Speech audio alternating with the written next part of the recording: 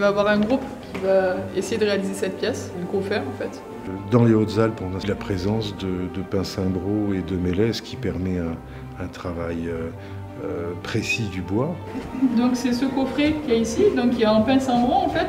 Ce sont des objets qui sont intéressants parce que ce sont des meubles populaires et surtout ce qui est intéressant aussi c'est la recherche et de pouvoir restituer au XXIe siècle donc, des copies de ces ouvrages, quoi. On a les objets et puis le geste qu'il fallait faire pour graver, sculpter ou autre, et bien parfois on l'a perdu et là on a ce lien qui va se maintenir et qui est très heureux. Ce coffret n'est pas assemblé avec de la colle et tout parce que la colle qui était à l'époque au XVIIIe siècle c'était de la colle animale et pour la mettre en œuvre forcément il fallait travailler à chaud en fait. Donc il est automatiquement assemblé avec des chevilles en fait. Défi, c'est un grand mot mais en fait c'est de réaliser des copies de meubles qui sont exposées en fait, au muséum départemental de Gap. Donc retrouver les techniques donc anciennes d'une part et puis aussi servir des techniques modernes pour aller plus vite d'autre part.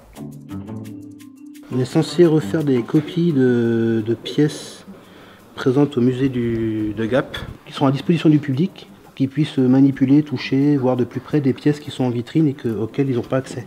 Participer à ce projet pour le musée, pour présenter des pièces que les gens puissent toucher, voilà, voir comment c'est fait, etc. Je trouvais que c'était un joli challenge de participer à ça puisque je sculpte rarement. Dans le contemporain, j'en ai pas trop l'occasion. Donc voilà, ça change. J'exploite des techniques à l'ancienne et je me suis spécialisée dans la réalisation de poya. Et là, bon, c'est une technique qui est complètement différente, donc j'avais envie d'approcher d'un peu plus près. Ce qui m'intéressait dans cette formation, c'est justement le travail du bois, appréhender des techniques que je ne maîtrise pas jusque-là et que je peux après réadapter, réemployer sur mes créations. Et puis ça me permet d'étendre mes compétences sur le travail du bois. Comme je travaille quand même le bois sur les fauteuils quand ils sont abîmés, c'est vrai que d'avoir une petite ouverture sur la sculpture, ça permet aussi des fois de restaurer des pièces sans avoir besoin de faire appel à un spécialiste, quoi. Ce qui m'a fait venir ici, c'est l'intérêt que j'ai pour le meuble régional, qu'on a peu l'occasion de fabriquer. Donc là, on apprend des techniques particulières pour fabriquer ce type de mobilier, c'est intéressant. Avec un couteau, par exemple.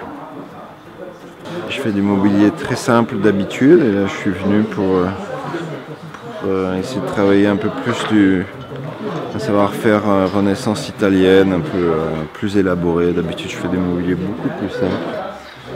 Et ça permet de parfaire le geste en fait, même si je continuerai à faire des choses simples. On apprend toute notre vie, voilà, donc là c'est un échange avec plein d'artisans entre nous. Il y a plein d'échanges, plein de techniques différentes.